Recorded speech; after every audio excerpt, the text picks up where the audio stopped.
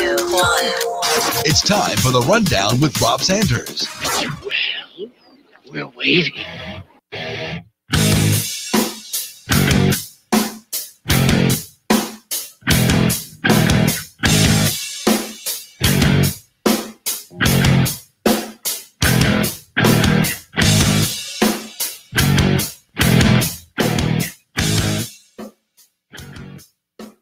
And welcome into the Rundown on Fox Sports Radio 1400. My name is Rob Sanders. Glad to be back with you in studio today. You can give us a call and join us live on the program, 803-978-1832, 803-978-1832. That is the number to call if you would like to join us here on the Rundown. You know, I've said for a long time that I have my bookcase of accountability, ladies and gentlemen. For those that are watching online, you can see it over here to my, it would be, let's see here. It's my right. It would be your left. There we go. It's backwards. Anyway, got a stack of stuff over there. And it's basically all the preseason rankings that come out and other things that are out there too. This guy's going to be great. That guy's going to be great. This coach is going to be great. What coach is going to be here? What player is going to do this? What player is going to do that? What roster is going to be awesome? My favorite, some of my favorites from the past couple of years. Last season was with LSU. LSU talking about, they lose Joe Burrow and Edwards-Helaire and all of those other guys. Tons of guys, okay? And yet their fan base still thought, well, they should go 8-2 at worst. Now, I'm not saying everybody thought they were going to go 5-5 and have the Pirate light them up at home for a record in the first game of the season. I didn't think that was going to happen. But I did think that, 7-3 would be a great season after they lost all of that talent. Now, I also think back to in the years past that you've had other teams that were in the top 5. Remember, what was it, 4 years ago? Maybe 5 years ago, Florida State and Alabama, we had a top 5 matchup in week 1. And everyone's talking about this great, big, huge matchup. DeAndre Francois goes out and gets clobbered in the first quarter by Alabama. Florida State never recovers. They finish the season, 6-5? Go to a bowl game that nobody cares about. So that's kind of where we're going to go with today's stuff. And this is from Phil Steele's. He released his 2021 preseason top 25 rankings. And we can look at, we'll go over some of them here. It's kind of hard to lambaste teams that are at number 25, number 21, etc., because they're on the fringe of the inside looking out. But I want to go over the top 10 at least. And a couple of the teams from the top 15. First of all, let's give Coastal Carolina their credit. They're at number 24, behind Louisiana. So I'm guessing people think that, or Phil Steele thinks that the Ragin' Cajuns are going to win the Sun Belt Conference. So there you go with that. Interesting stuff there. Now, if you're a fan of the Sun Belt, which by the way is a pretty good conference. Anyway, after that, let's look at some of the other teams. LSU at number 17. Phil Steele says the Tigers are number 8 in my power poll and figure to get a stock market type of bounce after going from 15-0 to 5-5 last year. So, yeah, LSU's ranked high, and maybe they're a team that could potentially move up at 17 now, possibly move up higher into the rankings. But let's be honest. The LSU season comes down to, 2 games? They go on the road to UCLA. I think they're going to punish UCLA and make a statement at the beginning of the season. I'm not really feeling UCLA at all. So I think that they'll come out of that saying, hey, look, we got to win over a Pac-12 team, and we're off to the races. But their season comes down to, of course, as it always does, can they beat Alabama? Can they beat Texas A&M? I don't think Auburn's going to be a problem for them. No disrespect to Ole Miss or Mississippi State. Those will be tough games, in my opinion. But can they beat Auburn? Can they beat Alabama? Can they beat Texas A&M? That's going to hinge on whether or not they're 17 or 7 or higher towards the end of the season. Some other names in the mix here. Miami's at number 16. And, when I look at Miami at 16, I think it's all about De'Aaron King, the young man that transferred in. If he's 100%, 16 sounds about right for the Hurricanes. They need to get on track just for the conference's sake, as far as the ACC goes, for the credibility for the Coastal Division. You know, it's Coastal chaos every single year. Who's going to win the Coastal? I think it was like a different team every single season. That's not exactly what you want. Consistency is key when it comes to anything. And they're not very consistent, to be completely honest, in the Coastal. Teams like Miami, Virginia Tech, they need to, be who they were before they joined the conference. And that could really help the ACC as far as being so top heavy on the other side with Clemson and then just about everybody else. All right, so Miami's at 16. I think that's about right for the Hurricanes. Number 12, though, is North Carolina. Here's the thing with North Carolina for me. Yes, they've got Sam Howell. Sam Howell is a great quarterback. The defense has 10 starters back, but people seem to forget he had so many options as far as at wide receiver and at running back. He had, three guys that left as far as running backs go. They got the transfer in from Tennessee. Will he be able to pick up the slack? We shall see. But North Carolina at number 12, and they're a team that, when I look at them, I'm not exactly on fire about them because I don't know who he's going to throw the ball to. Simple as that.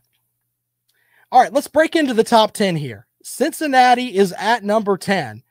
Now, I think that they have the potential to be the best group of 5 team in the country. But I think Phil Steele has them ranked so high because of the way they played in the Peach Bowl against Georgia. But let's just be completely honest. And we hear this statement a lot, but how motivated do you think that Georgia was to be in that Peach Bowl game? Especially considering the fact of, they wanted to win. I think everyone wants to win. But as far as putting their soul into it, they had guys that opted out for COVID. I mean, I think they were running second and third string offensive lines out there. And it made Cincinnati, in my opinion, look a lot better than they actually were. It's just, from my perspective. So Cincinnati is a team at number 10 that could finish at 10, could finish at 7, or they could finish at 25, depending on how well they do. We'll see how their schedule works out for them. It's going to be interesting to say the least. Now, we'll move up and down the top 10 here. Washington is at number 9.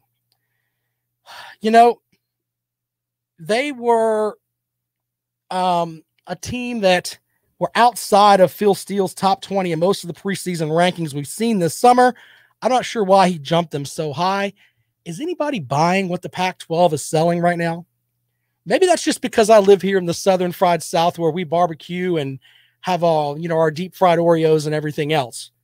But it's hard for me to really take a team from the Pac-12 seriously until they can consistently get into the college football playoff. Now, I know some people think, well, there are good teams outside of the college football playoff, Robin. Yeah, and I'll buy that. I can buy that. But the reality is that we are in the college football playoff era.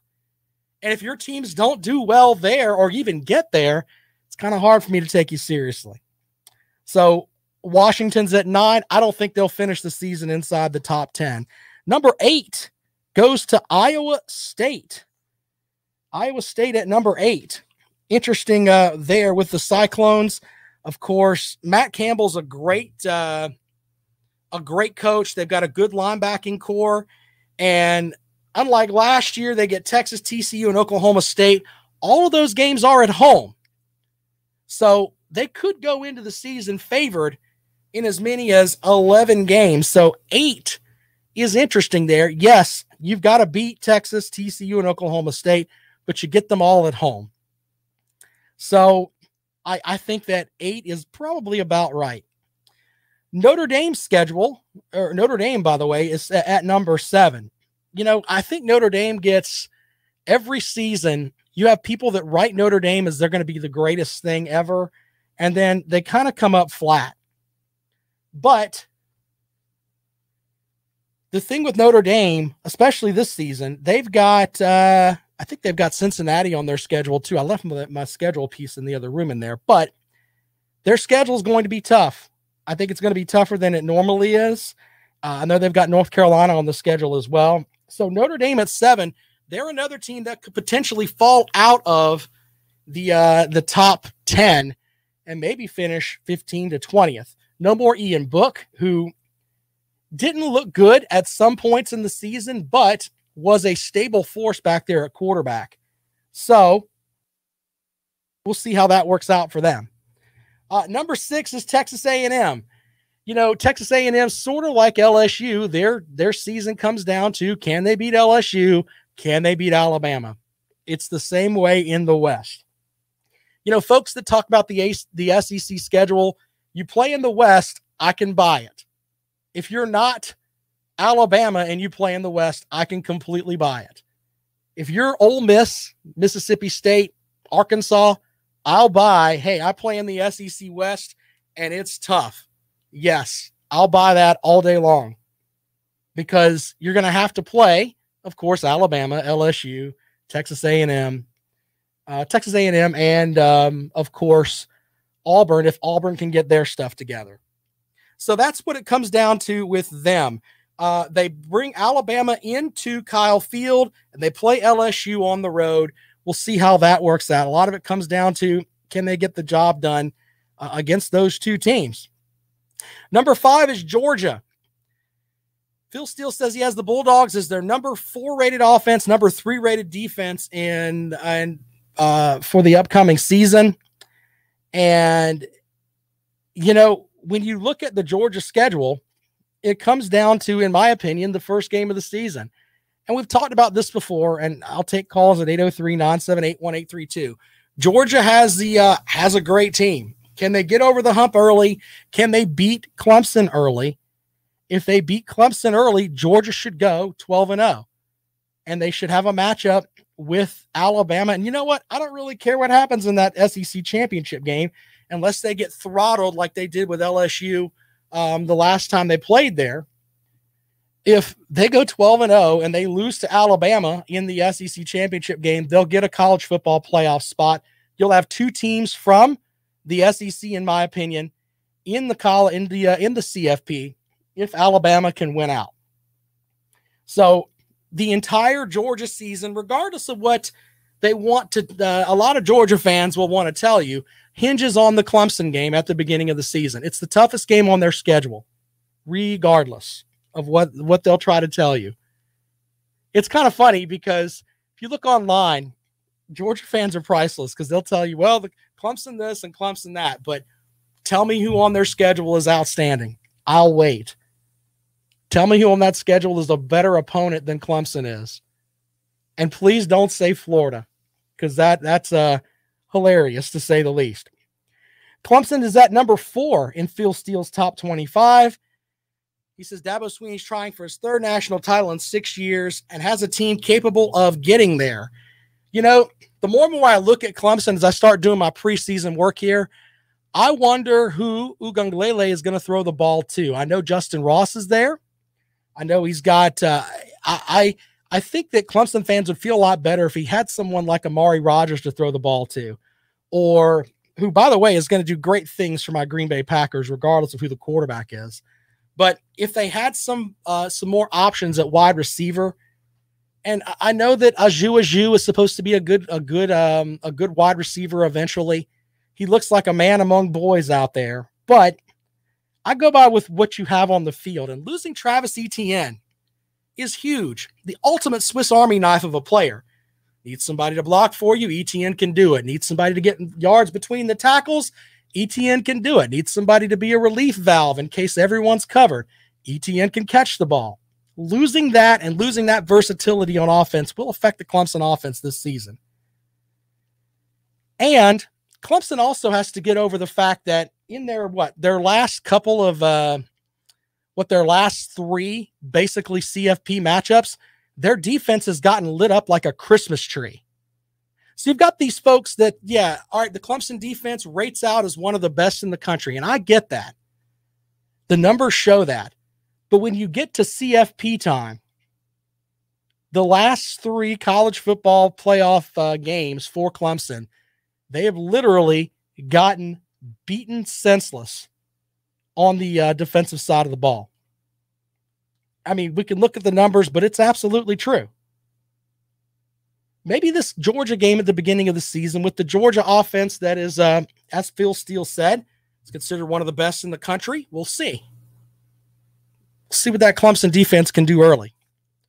Ohio State at number 3. Phil Steele says Ohio State has my number 1 set of receivers, number 2 offensive line, number 4 defensive line in the country, so still has plenty of talent and will reload. Just like Alabama, despite the losses, the team will be favored in all 12 games and has a great shot at making the playoff for a 3rd straight year under Ryan Day. Yep, I'm buying all of that. One other note on Clemson, by the way, I forgot to add this. If they lose that game to Georgia, I still think they win out. I think they can win the ACC, and they'll probably be left out of the college football playoff. It's just the way that it is. Unless a team like Boston College or Florida State or someone has a surprising season, I don't think that schedule is really lofty there for Clemson, something that could potentially keep them in the mix for the college football playoff if they drop a game. Jerome with a comment online, I guess I'll say Southern Cal, if they're in it, don't think Michigan is. Yeah, that's a good point. We're going to take a quick break, and we come back. We'll have more for you on the rundown. The final 2 teams in Phil Steele's top 10, and one of them kind of makes you scratch your head a little bit about where they are. Talk about that and a lot more in just a moment. You're listening to The Rundown. This is Fox Sports Radio 1400.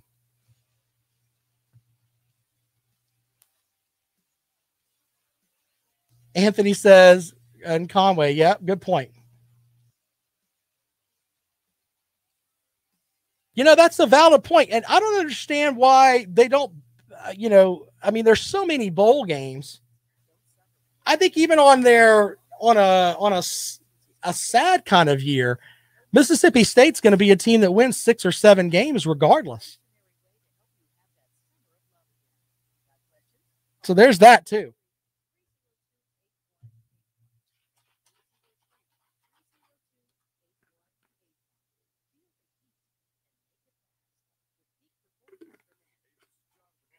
Yeah, but Jerome, I just think that schedule is just not good. Let me grab my thing. Hold on.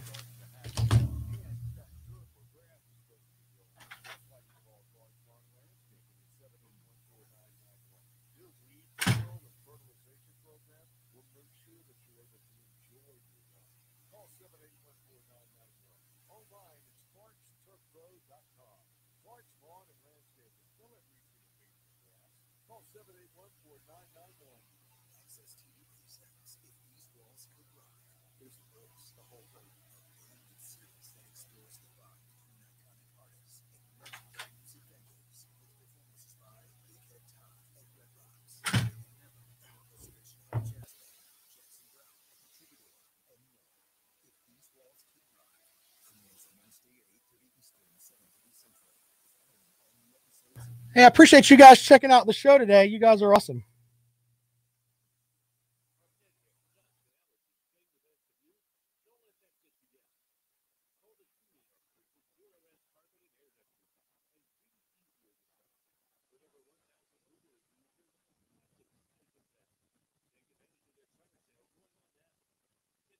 My buddy Gary Mills just sent me a text message. Congratulations. You don't suck today, but your team does. Thank you for that, Gary. Oh, my goodness.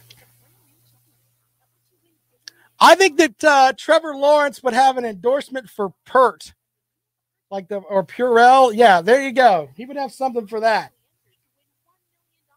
I've got a cool NIL story we're going to go into in a minute.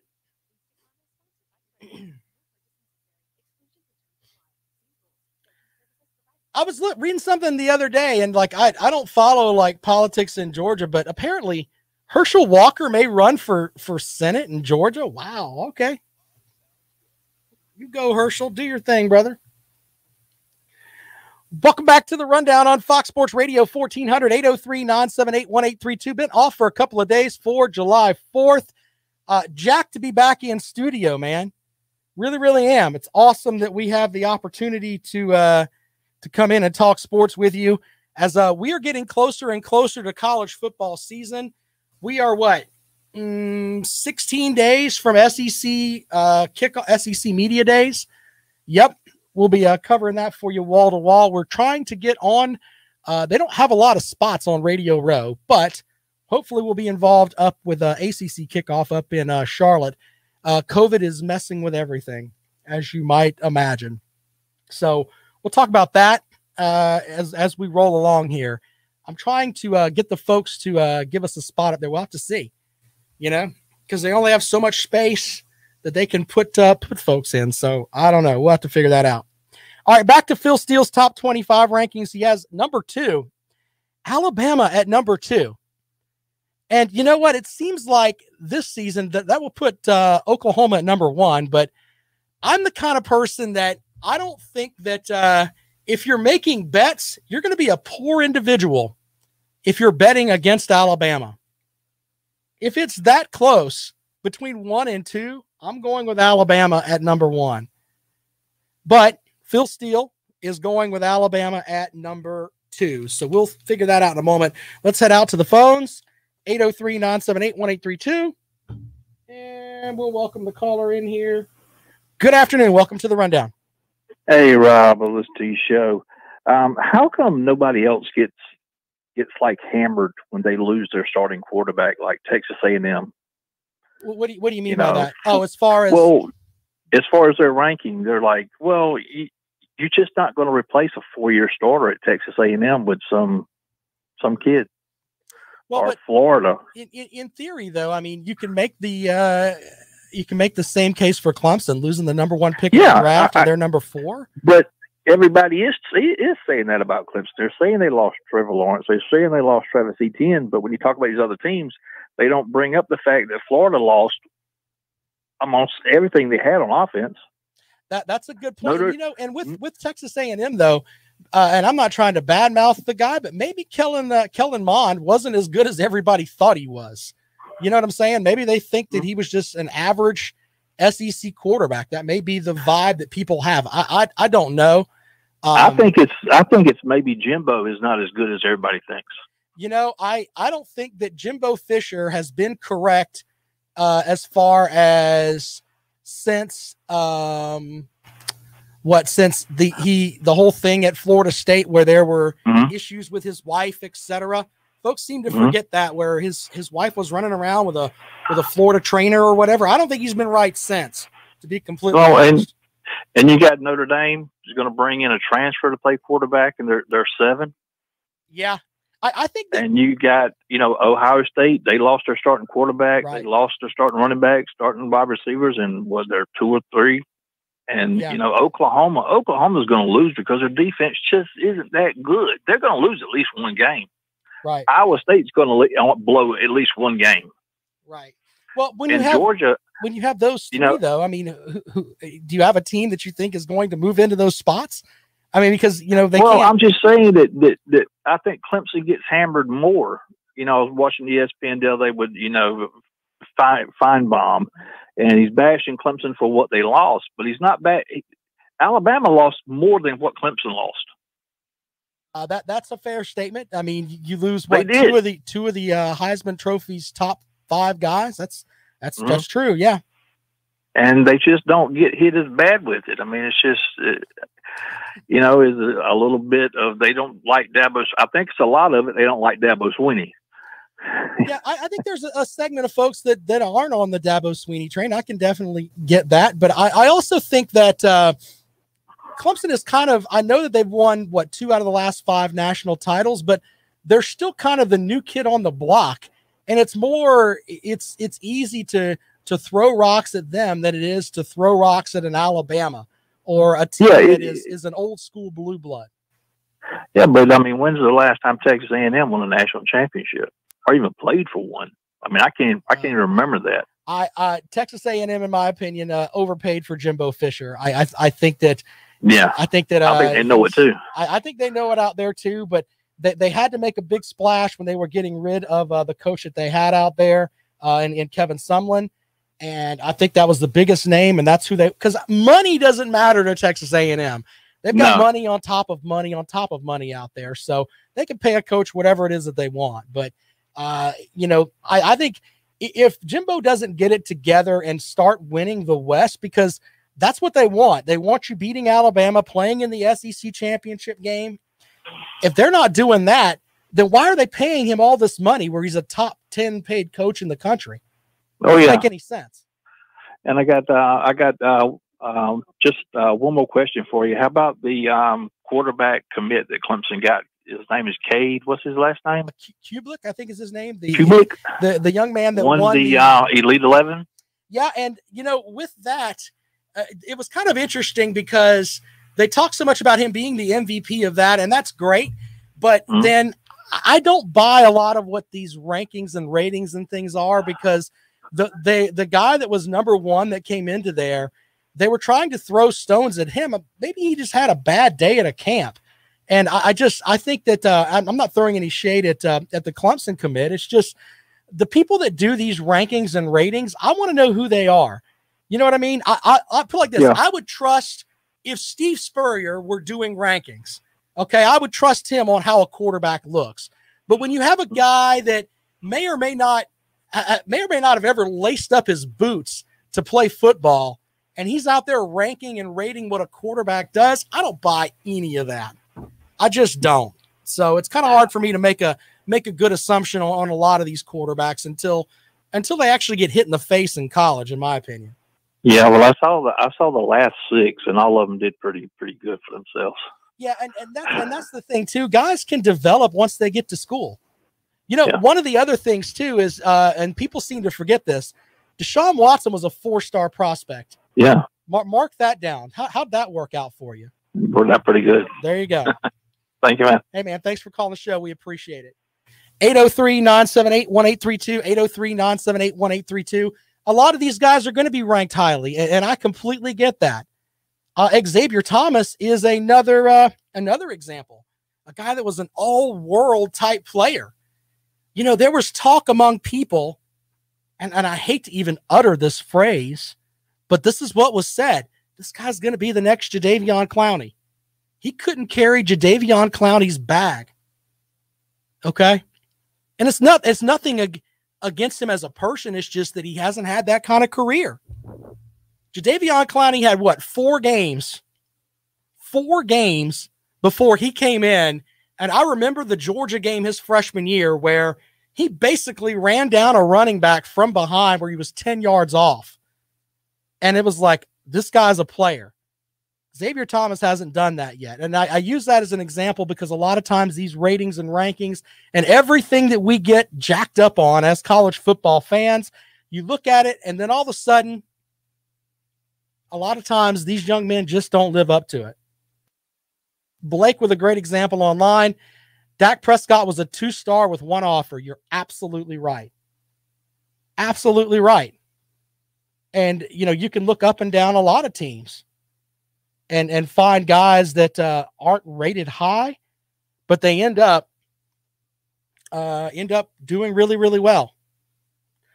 All right, quick break. When we come back, we'll have more for you here on the rundown. we got to finish up with these rankings here, and then I've got an NIL story that kind of made me scratch my head a little bit.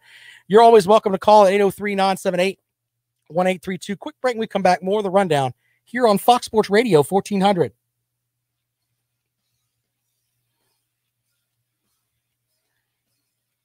Yeah, I'm with you on that, man. We can agree on that, Blake. Who will be able to sustain Alabama after Nick Saban leaves? Mike Shula. I'm not buying that, Jerome, because I don't think that every team could beat Clemson in the SEC. I'll give you Alabama. After that, not buying it. Consistently every year, not buying it. Just not buying it, sir.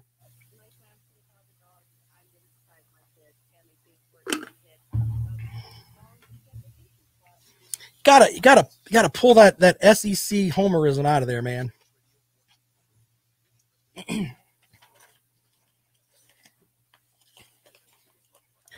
By the way, I don't know if you guys knew this or not. Sporting News announced their preseason All-Americans today.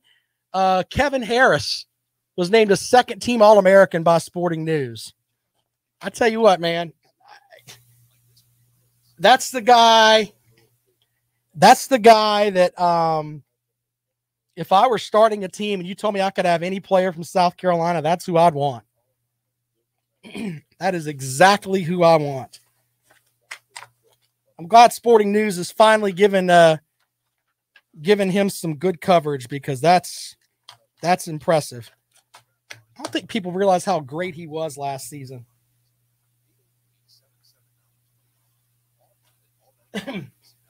I get frustrated when people are like, he got a lot of yards against Vanderbilt. So did everybody else.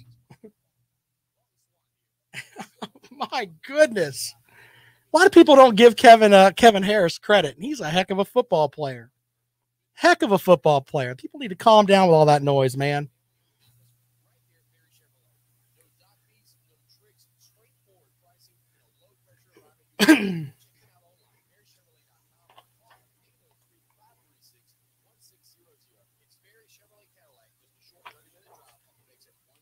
This NIL story is insane. You guys will appreciate it.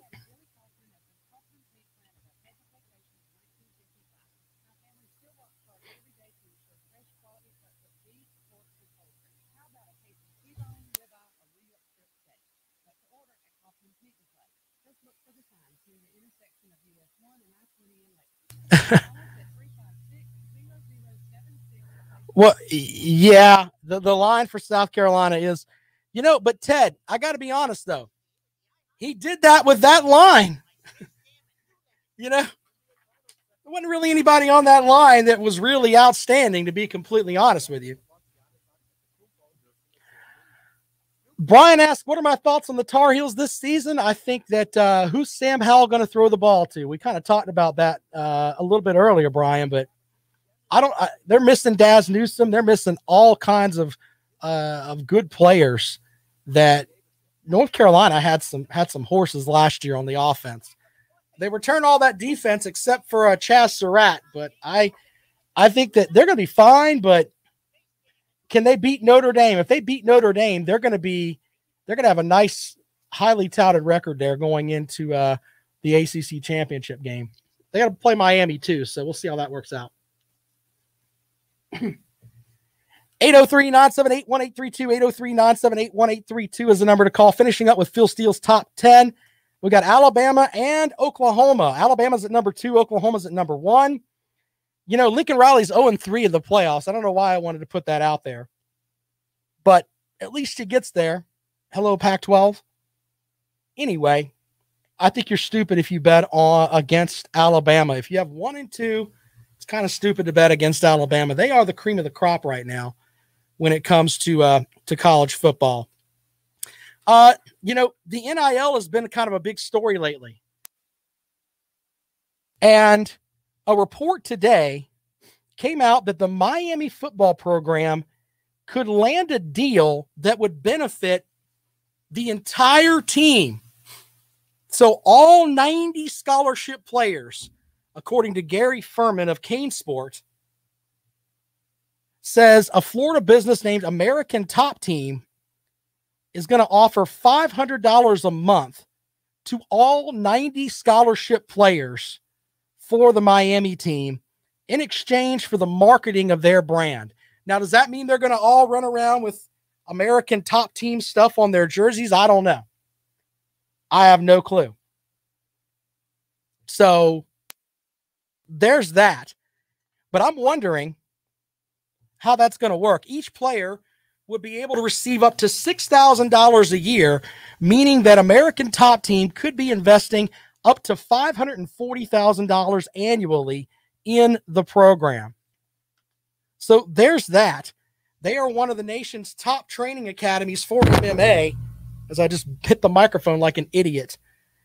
And the deal will be marked as Bring Back the U. Wow. Crazy, right? The company's founder, Dan Lambert, explained that he saw an incredible opportunity in front of him to benefit all the program's players in a major way. Here's the thing on that. Miami may jump at that and get that money early, but only do it for a year. Because I think eventually someone's going to see this and they're going to jump on it, and it's going to be a lot bigger dollar signs. Now, as far as the Power 5 teams go, certain teams are going to get more money. We get that. But where it's going to be interesting is when you have teams from the Group of 5 and you've got guys out there where maybe a regional gas station decides, hey, we want to sponsor Northern Illinois or whatever. We'll have to see how that works out. Blake says quarterback with Exxon stickers, running backs with Shell stickers. That's funny. Are they going to be able to have competing things on the field as far as their uniforms go? I don't know. Or is this going to be something where it's completely local? Like, let's use here in Columbia for an example. Luke Doty would endorse, I don't know, pick something. Adlu Flower, I don't know. Whatever. We see his ads here in Columbia, but does that make a huge difference anywhere else? Is it going to be just local sponsors, or is it going to be something where, you know, if I'm Nike, I'm going to Alabama and saying, you know what, we'll give each player $500 and then go from there. We'll have to see how that works out, but I thought that was really interesting. $500 a month from American Top Team going to Miami players is the proposed thing there, saying this is from the founder of the company, Dan Lambert. I originally planned to just enter into deals with a few players, and then it hit me. There's a way bigger player here. With the right contracts, effort, and financial commitment, we can reach every player and get this city firmly behind this team where it should be. We can bring back the U. Yes. I don't think that's that far-fetched. Have one big sponsor behind the team. Why not? And can you imagine the recruiting advantage with that? Can you imagine walking in and saying, you know what? If you're on scholarship here at Miami, you're guaranteed $500 a month. Right off the bat, we're going to give you $500 a month. Tell me that's not a good recruiting tool. You don't have to worry about going to get everything else. Now, I'm not talking about guys that are the top-rated prospects, okay? But I'm talking about guys that, you know, your starting tight end, your kicker, your things like that, your offensive lineman that may have a hard time drumming up some of that NIL money.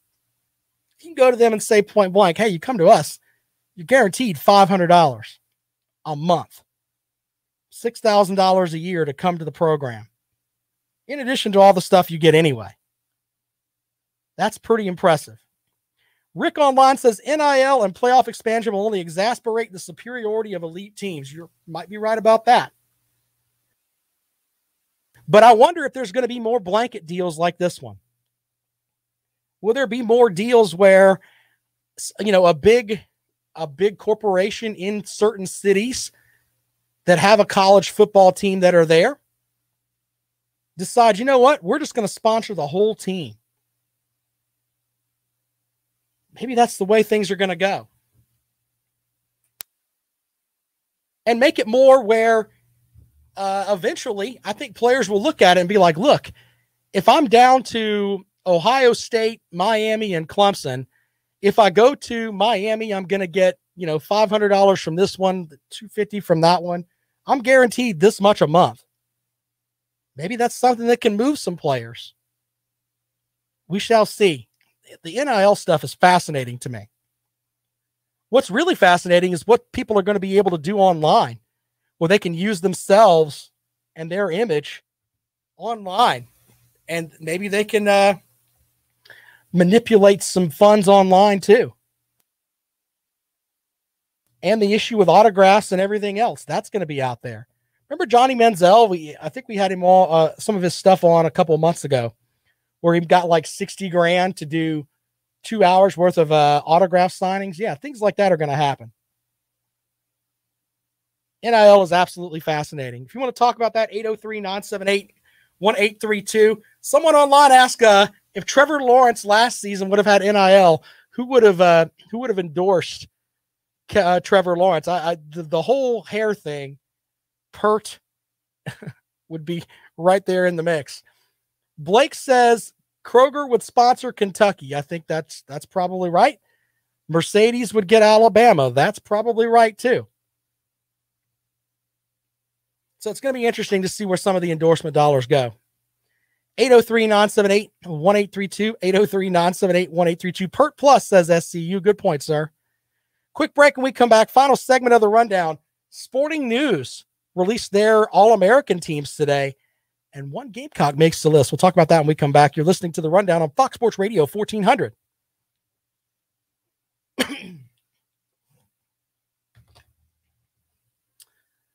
Walmart would sponsor ARC. Yeah, that's funny.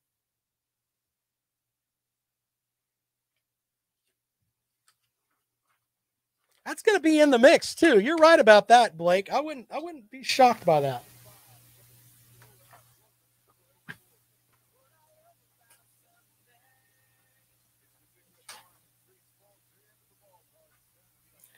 Oh, here we go, guys. As we can see, here are my notes on Phil Steele's top 25. It's going to the bookcase of accountability right now.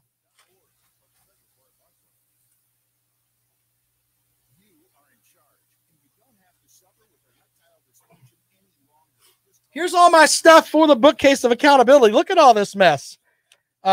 16 teams that can win a national title. Let's see here. Programs ranked by career NFL earnings. I got all kind of stuff. The power, the FPIs at the beginning of the season. We're going to revisit all of this in November. And you know why? Because come next summer or next spring into summer, we're going to remember a lot of this and be like, oh, well, they weren't very right last year. And then we'll pick out the ones that make the most sense. That's what we're going to do. That's why I have the whole bookcase of accountability. It's going to be, I don't think anybody keeps track of these things. They're just like, oh, we'll just go back to these and, you know, we'll keep using them. Some of these people put a lot of effort into theirs and some of them don't. So we'll see how that works out. I am so jacked for football season, but I'm also jacked for the end of the season. We can come back in November and look and see who was wrong and who was right. And by the way, I'm putting my stuff up there too, because I have no problem looking like a buffoon.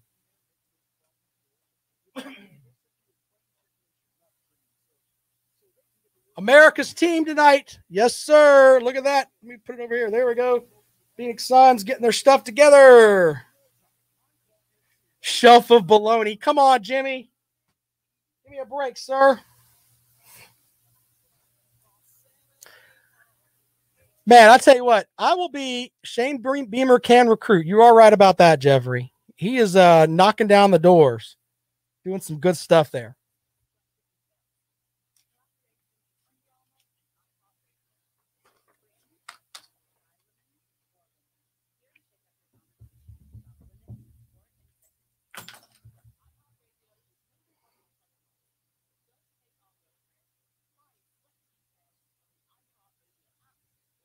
My shelf of baloney.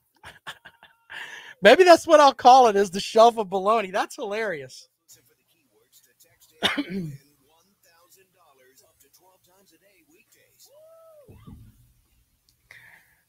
803-978-1832, 803-978-1832. Final segment of the rundown this afternoon. I just placed over on the I'm calling it the shelf case of accountability. Yep. That's what we have here in our studio, where we're going to revisit a lot of these things that these preseason reports that have been put out there. Jimmy online with the line of the day, the shelf of baloney. Yes. I completely buy that, sir. Completely buy that. All right. So in addition to that, let's look at the preseason All-America teams for the Sporting News. You know, one, I mentioned that there's a Gamecock on the list, and that Gamecock, ladies and gentlemen, is Kevin Harris. He was a second-team All-American for the Sporting News. And I think a lot of people got, I mentioned this during the break, that I think a lot of people didn't really give him kind of the credit he deserved for last season. But he is a guy that is a second-team All-American, so congratulations to Kevin Harris. As far as Clemson goes, Clemson ended up with Brian Brzee as a, make sure I give you the proper lingo here. Brian Brzee was, where did I have him at? As I'm looking silly here. Yes, he's listed as a defensive lineman for the first team. They say the 5-star recruit is expected to make the jump in his sophomore season, and there were glimpses of that potential that show what's possible. Brzee had 4 sacks, 6.5 tackles for loss for the Tigers in 2020, surrounded by up-and-coming talent on the defensive line. It says, we expect a full-fledged breakout as a result. So there you go with that. One other Clemson player that makes the list here as a second-team All-American is tackle Jordan McFadden. First time I've seen Jordan McFadden on a preseason list here, but interesting to say the least, having him right there in the mix. As because a lot of times you don't really hear much about Clemson's offensive line. They don't get a lot of those guys. They had John Simpson drafted a couple of years ago, but it's not exactly OLU up at Clemson. So some love there for Jordan McFadden. A couple more notes before we get out of here today. The Pentagon did something correct. Normally, military intelligence is an oxymoron, but they've decided that Cameron Kinley of Navy, who the U.S. Navy denied the cornerback the opportunity to pursue a career in the NFL, but he did sign with the Tampa Bay Bucks as an undrafted free agent. The Navy decided to put his NFL career on hold, meaning that he would have to serve first. Now, the way I look at this is when you go to the Naval Academy, you are agreeing to a life of service in the U.S. Navy. It's just the way that it is. You knew going in that you would have to do, 4 years, 6 years as an officer in the United States Navy. So on one front, being the former member of the service that I am, I think you signed a contract. They paid for you to go to college. You should be out on a boat somewhere because that's what you agreed to be. But on the other hand, there's a piece of my heart that says, you know what? Cameron Kinley has the opportunity to possibly live out his NFL dream, and then he can go and fulfill his service to the United States Navy. And there's another part of me that thinks, okay, that's okay. But according to Lucas Tomlinson of Fox News, he says the defense secretary to allow Navy cornerback and Naval Academy class president Cameron Kinley the opportunity to sign with the Tampa Bay Buccaneers and attend training camp. And the official announcement is coming soon from the Pentagon. So this guy was the president of the class for Navy. Think about that for a second. Obviously, the best player on the Navy football team was also, the president of the class. Man, we are looking at a young man we need a lot more guys like that. And I tell you what, if I'm the Tampa Bay Bucks, that's a guy I want on my team. Because as far as being a person, he's going to be outstanding. We already know that. What would be sad is if he goes to camp, makes it through camp, and the Bucks decide to cut him because he is, right on line with one other guy. Hopefully things will work out well for him. But if not, the United States Navy is going to get a guy that is outstanding, that knows about leadership and everything else. So kind of a feel-good story there as we just get done celebrating July 4th. The Pentagon giving him an opportunity. And you know what? If I'm the coach of Navy or Army or what have you, you can use that in your recruiting. Hey, first of all, if you have the grades to get in there, that's great too. But if you do well enough, there's a chance you can play in the NFL, which normally that really doesn't happen.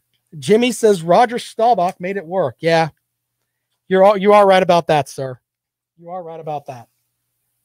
A couple of other notes before we get out of here. I don't know what my problem is, but I like the Nathan's hot dog eating contest, even though I am a chunky guy and I shouldn't be eating hot dogs. The Nathan's hot dog eating contest is pretty outstanding. And Joey Chestnut is a guy that has won at what? A new world record, 76 hot dogs. Says that the way he gets out of it is he eats vegetables and salad after he's done. Imagine that. Some other comments. Blake Robinson says online, on the other side of that is Pat Tillman leaving the big money NFL to serve in Iraq. Yeah, I remember that too. Absolute hero. Jeffrey says, are you at all curious what Marshawn Lloyd can do? I mean, he was injured 5 minutes into the 2020 season. Yeah. You know, I think that potentially the South Carolina running back room may be the best in the country with the potential that Marshawn Lloyd has. I don't think I'm that far-fetched in saying that. If he can bounce back. Now, let's make sure that we put this out there too. The previous coaching staff had the ability to lie to people, and that happened a lot. So we didn't really know exactly what was going on out there. But as far as what some of the players said about Marshawn Lloyd, if he didn't get injured, he would have been a difference maker for South Carolina last season. But you know what? He would have taken away from Kevin Harris. Yes, Kevin Harris wouldn't have got that many carries last season. Now, that may take some of the shine away from Kevin Harris this season, but it will lengthen Kevin Harris's career because he's not going to get beat into oblivion having to carry the ball as many times as he did last season. So there's that. But I'm interested to see how Marshawn Lloyd would do. Very good point there, Jeffrey, as we wrap up today's show. You know, tomorrow on the program, we are working on getting some guests lined up. We're going to get into the mix with some cool things that are coming our way. It's kind of almost like the moments before talking season. It's kind of where we are. Don't forget, Lawton Swan of Clemson Sports Talk is up next. Stop looking at me, Swan. Yeah, he is the czar of Clemson Sports. Be sure to check out his show. It is the #1 show for Gamecock fans that want to know about Clemson. As I said, stop looking at me, Swan. Be sure to check out his show. You can find it on the iHeartRadio app. You can find it on ClemsonSportsTalk.com. You can watch it on Facebook, all over the place with Clemson Sports Talk with Lawton Swan. My name is Rob Sanders. Podcast will be up at 5 o'clock today. I'm on Twitter at Rob Sounds Good. Go America's team tonight. Phoenix Suns looking to win the NBA Finals. I'll be jacked up watching that at 9 o'clock tonight. More of the rundown tomorrow. We'll see you then on Fox Sports Radio 1400. All right, you guys rock, man. We'll talk to you guys later on. Thanks so much for hanging out today. We'll be back at it tomorrow.